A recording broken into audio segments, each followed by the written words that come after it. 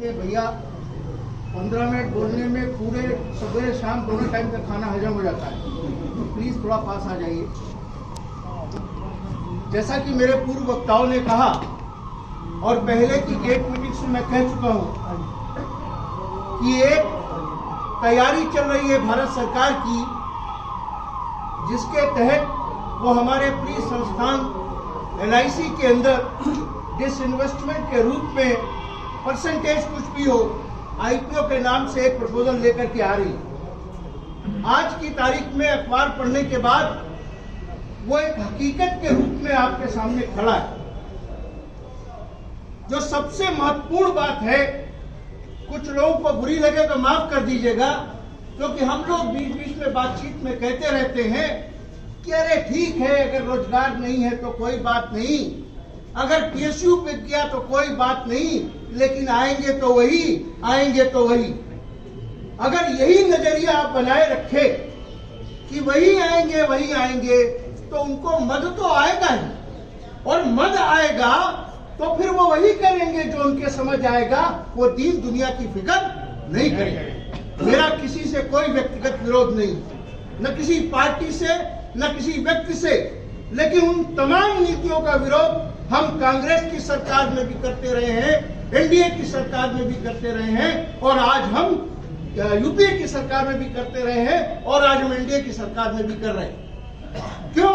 क्योंकि डेमोक्रेसी में अगर हमको ये कहने का हक नहीं है कि क्या चीज हमारे अनुकूल नहीं है, क्या क्या बातें हमारे प्रतिकूल हैं, तो वो डेमोक्रेसी किस बात है?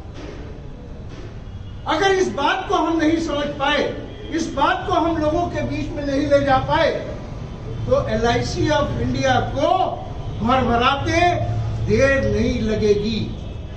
आपको याद होगा कि 26% से 49% कैसे हुआ, 74 कैसे हुआ, 100 कैसे हुआ। आपको याद होगा कि एक जमाने में BSNL हुआ करता था, आज खत्म हो गया।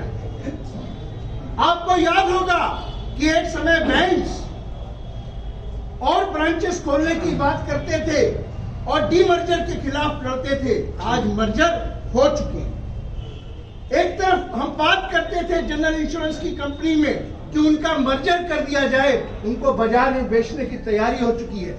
सारी चीजें आपके सामने आ चुकी है, फिर भी पता नहीं कौन सा ख्वाब आप देख रहे हैं, फिर भी पता नहीं क्यों आप सोच रहे हैं कि सब कुछ ठीक हो जाएगा। कैसे ठीक हो जाएगा? अपने आप ठीक हो जाएगा? अपने आप ठीक नहीं होगा। जब तक हम आवाज नहीं उठाएंगे, जब तक हम लोगों के बीच में नहीं जाएंगे। आज भी तमाम सारे साथी, तमाम सारे चेहरे मुझे यहाँ नहीं दिख रहे, वो शायद कार्यालय में कुछ महत्वपूर्ण सेवा में योगदान कर रहे होंगे, तभी नहीं आ पाए। लेकिन इसके बावजूद कि कार्यालय में सेवा में योगदान करना है, इस लड़ाई को पब्लिक के बीच में ले जाने की जिम्मेदारी भी सिर्फ और सिर्फ हमारी है। कोई पॉलिटिकल पार्टी, कोई पॉलिटिकल फॉर्मेशन, कोई जन समुदाय आपके हक के लिए नहीं लड़ेगा जब तक आप खुद आगे कदम नहीं बढ़ाएंगे। तो पब्लिक के अंदर, लोगों के अंदर इस बात को लेकर के जाने की जरूरत है कि life insurance corporation of India जो 1956 में बना, जिसको सिर्फ लायबिलिटीज मिली, उसने उस लायबिलिटीज के दौर से लेकर के आज की तारीख में भारत सरकार को हजारों हजार करोड़ रुपए का सरप्लस डिविडेंड के रूप में दिया। ऐसी स्थितियों में ऐसी कौन सी जरूरत आन पड़ी कि life insurance corporation of India जैसी महत्वपूर्ण फाइनेंशियल इंस्टीट्यूशन को बाजार में बेचने की भारत सरकार तैयारी कर रही है? क्या जरूरत आन पड़ी? हमारे पूर्व वक्ताओं ने कहा है कि हम तो किसी कैपिटल की जरूरत नहीं है, हम अपने व्यवसाय को जितना चाहे उतना बढ़ा सकते हैं अगर हमारे ऊपर से तमाम प्रतिबंध हटा दिए जाए। हम तमाम तरीके से अपने बिजनेस को आगे बढ़ा सकते हैं। एक जमाने में यही सरकारें इंश्योरेंस पेंटरेशन की बात करती थी, यही सरकारें ये कहती थी कि गांव तक बीमा नहीं पहुंचा है, तो आज भी गांव तक अगर बीमा पहुंचा है तो life insurance corporation of India की वजह से पहुंचा है। तो क्या बात कर रहे हैं? दोहरी बात कर रहे हैं। एक तरफ ये कहते हो कि गांव तक, लोगों तक बीमा पहुंचाना है, लोगों तक आर्थिक सुरक्षा पहुंचानी है, दूसरी तरफ कहते हो कि हमको आत्मनिर्भर बनना है। कैसी आत्मनिर्भरता? कौन सी आत्मनिर्भरता की बात आप कर रहे हैं? Life insurance corporation of India खुद अपने आप में आजाद हिंदुस्तान के अंदर आत्मनिर्भरता का पर्याय है। उस आत्मनिर्भरता के पर्याय को आप बाजार में बेच रहे हो। शर्म आनी चाहिए। झूठ बोलने की लिमिट होती है। कितना बड़ा झूठ इस देश के साथ आप बोल रहे हैं। आप उस संस्था को बेच रहे हैं। बैंकों के बारे में आपने एनपीए का बहाना लिया। एलआईसी में तो आपके पास कोई बहाना ही नहीं है। कोई बहाना नहीं है आपके पास। चाहे वो क्लेम परफॉर्मेंस हो, चाहे क्लेम पेमेंट का मसला हो, चाहे वो खराब से खराब परिस्थितियों में क्लेम्स में तमाम सारी सुविधाएं पॉलिसी होल्डर देने का मसला हो, चाहे वो अन्य सुविधाओं का मामला हो, हर मामले में life insurance corporation of India इतनी अग्रणी बीमा कंपनी है कि दुनिया की सबसे बड़ी बीमा कंपनी, अगर एआईजी को भी उसके बगल में रख करके तुलना की जाए तो आप जान सकेंगे कि life insurance corporation of India क्या है। फिर दूसरी बात, एलआईसी का आईपीओ आया, उसमें भी सरासर बेईमानी की गई, उसके वैल्यूएशन में बेईमानी की गई। Life insurance corporation of India का वैल्यूएशन सही नहीं किया गया है। मैं उदाहरण बता देता हूं आपको, क्योंकि जब सरकार इतनी बेशर्म हो चुकी है तो मैं उस बात को कहने से क्यों चुप रहूं। कानपुर अगर कभी आप गए हो और जोनल ऑफिस कभी आपने देखा हो तो उस जोनल ऑफिस की कीमत मालूम है आपको क्या लगाई गई? उस जोनल ऑफिस की कीमत सर्किल रेट के ऊपर 40 लाख रुपया आकी गई है। और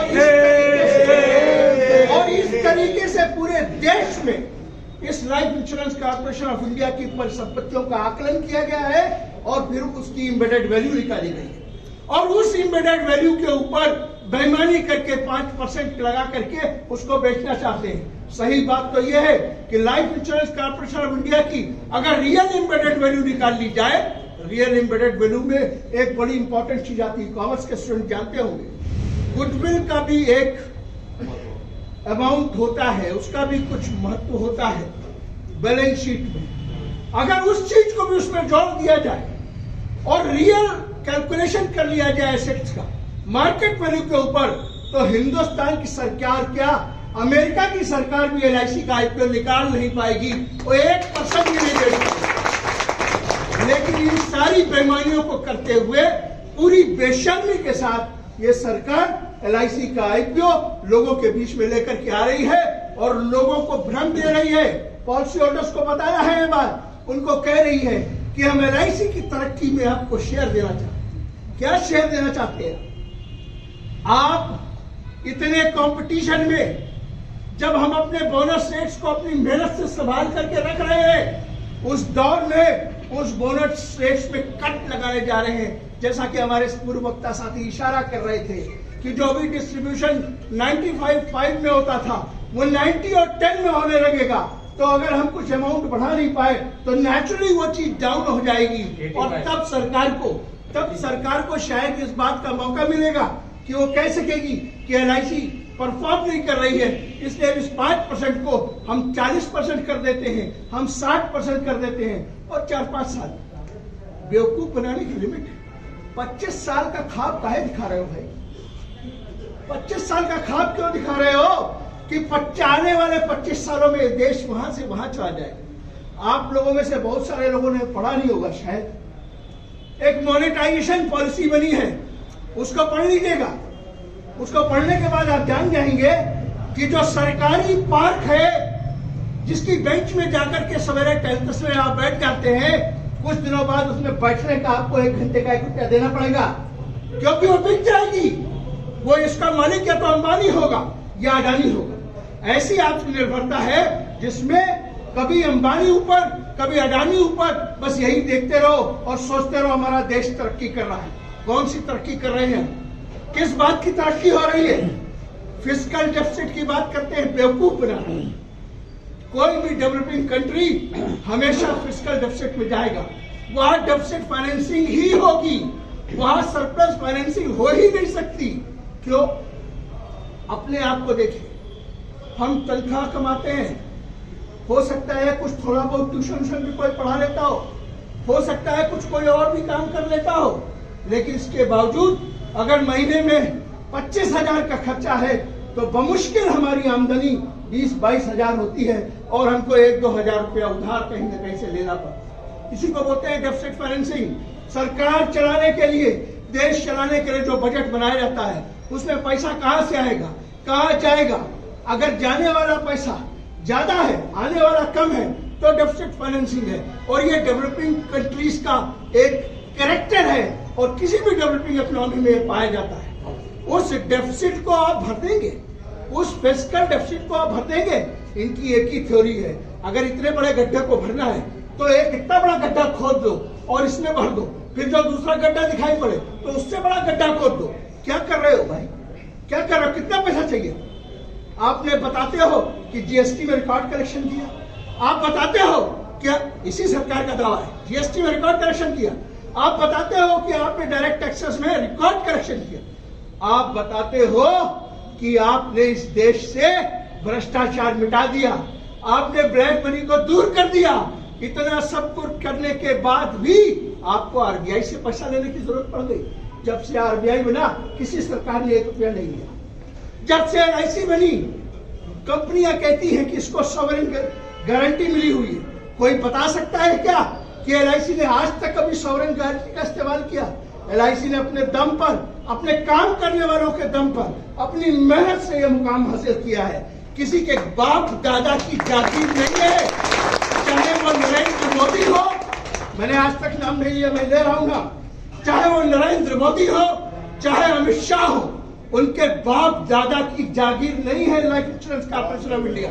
वो यहाँ के लोगों ने बनाया है, और यहाँ के लोगों ने बनाया है। इसलिए हम ऑल इंडिया इंश्योरेंस एम्प्लॉइज की वो बात कहते हुए अपनी बात खत्म करेंगे कि हमारा कमिटमेंट है कि we will fight every inch of the battle, come what में। हम तुमको बताएंगे कि इस देश में डेमोक्रेसी की क्या ताकत है। इनकलाब जिंदाबाद।